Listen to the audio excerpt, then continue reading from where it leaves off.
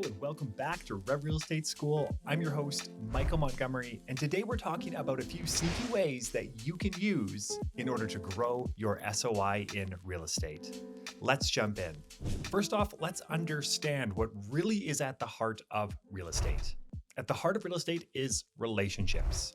So your people skills outweigh your technical skills. If you're a brand new real estate agent, if you can work on your people skills as well as your technical skills, you will be unstoppable. But if you just focus on your technical skills, then you're going to be lacking when it comes to your pipeline because people skills outweigh technical skills. Said another way, communication is more important than contracts at the end of the day when we are considering trying to build our pipeline. So with that in mind, another thing that you could always keep at the top of your mind when you're thinking about, hey, what am I going to achieve today?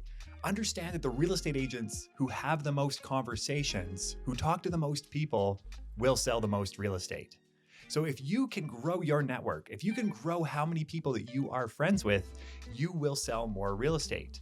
Now that is the beauty of our industry, is we don't necessarily just have to focus on real estate. If we are building our network, we will sell more real estate. So it's just about how are we going to go about building that network, and that's what we're going to jump into next. So now that we understand that we are in the relationship business, what can we do in order to form more of these relationships so that they can turn into potential people that we can help buy and sell? Well, the first strategy is the B2B interview. So what's the B2B interview and how does it work? Basically, what we're doing here is we are establishing ourselves as a business leader in our community, and we are interviewing other business leaders in our same community. So how does this work in practice? Well, basically, we're going to set up a YouTube channel and a podcast, and we are going to interview other business owners in our community. And very simply, these are going to be 20 to 30-minute interviews where we are talking with them about their business. What did they do to grow their business? What are they looking to do next? What are their services? What are they offering? And in this, what we are doing is we are promoting them. We're not promoting ourselves at all. We're promoting them. Now, each person that you interview, each business owner will also have a massive network. And so what you're doing by having this interview is that you're adding this person into our database. And we have now grown our sphere of influence by one person, if not many more, because they have a team of people that likely work for them. They have a network unto themselves. So what's really important to understand here is we are regularly having these interviews. I'd suggest having one of them a week. And here's the great thing about this. You can have these interviews done over Zoom, or you can do them in person. And then once you actually have the footage of this, you can then convert it into a podcast. You can then post it on your blog. And now you are repurposing your content and you are forming stronger relationships within your community. Now, one of the main questions that comes up when we're thinking about this strategy is, do I use my own real estate brand or do I use a different brand? Well, that's up to you, but I find what works best is if we're using our same real estate brand. So if we're using the same branding, the same language, then people will start to pair you as the interviewer, but also the real estate agent. This strategy works great for building your network. Even if you don't know anybody in a city, you can grow your network quite quickly using this strategy. Now, the second one is very closely related to the first. And what we're doing here is we are sending referrals. So if we want to be receiving referrals, if we want to grow our network, we have to be able to send them, and we have to send them properly. So when you're out there interviewing all these people, you're going to have referrals for them. What you're going to do here is you're going to introduce them to other people. And this isn't just necessarily referrals in the sense of this person wants the service that this person is providing. Instead, it can just be strategic relationships. You should meet so-and-so. Now, there are some people in my network that do this very, very well. They're introducing me to people and they say, you two should meet. You guys are in the same business, or your two businesses could be closely aligned to one another. Is whenever I'm thinking of that new person who this person has introduced me to, I'm thinking about the person that introduced us. So you are creating more familiarity. And then also from there, you are establishing yourself as the connector. And that is the power of this strategy. So when we're thinking about sending referrals, we don't just want to send somebody to their website. We want to actually make that personal connection over email so that from there, people can understand that you are the one that connected them. And that is what's really important.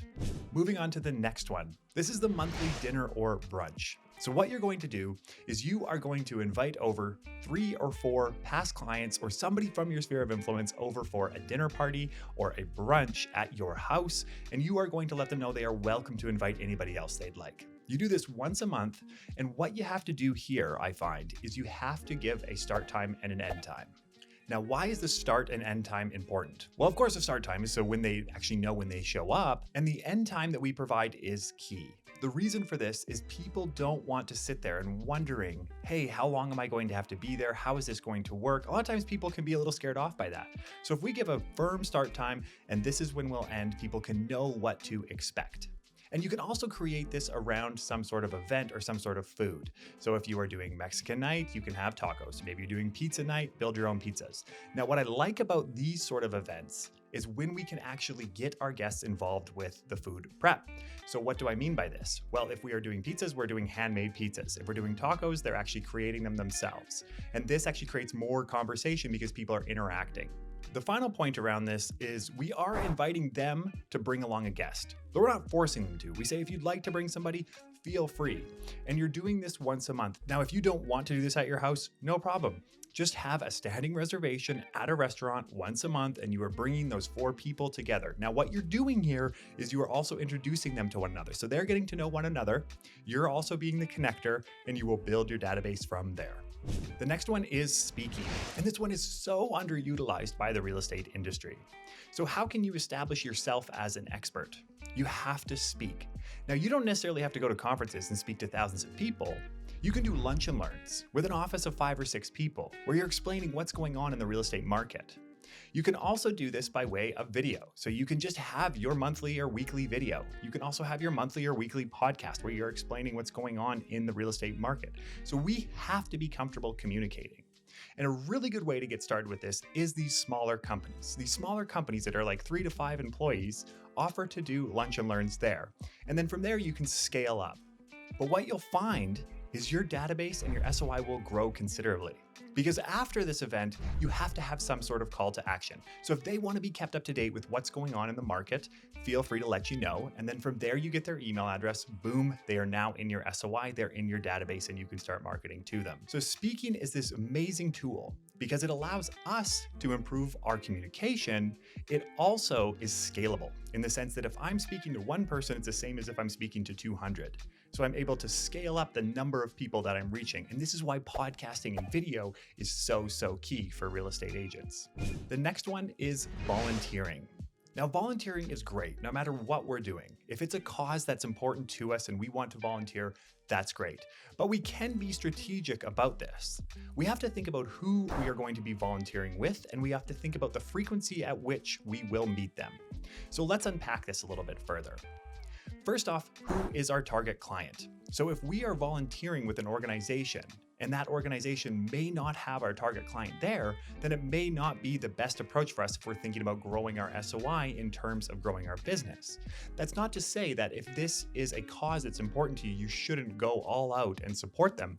That's important and that's great. But if we are doing this from a networking perspective, we should also think about the types of people that will be there. Now, the second side to this is frequency of interaction. And so this one's actually very key.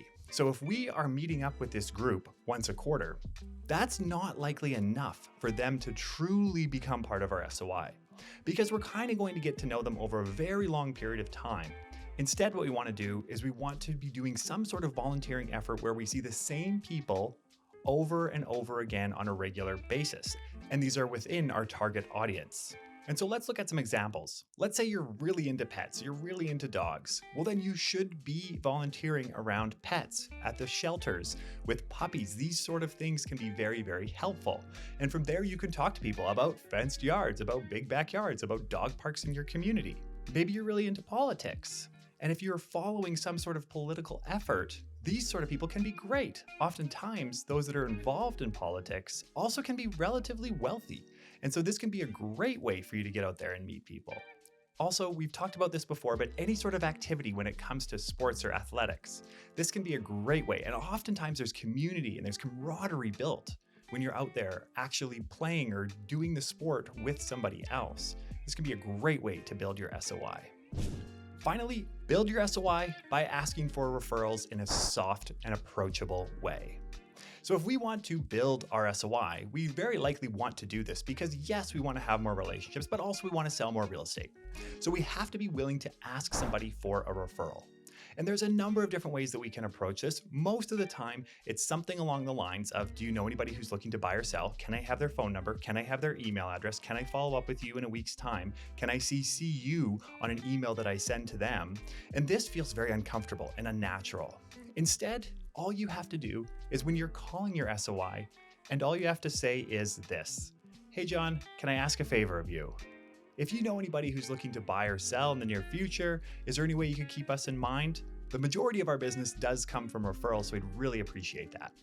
So that's it. Now, even that may feel uncomfortable when you first say it, but the more you say this, the easier it will become. It'll just start to flow for you.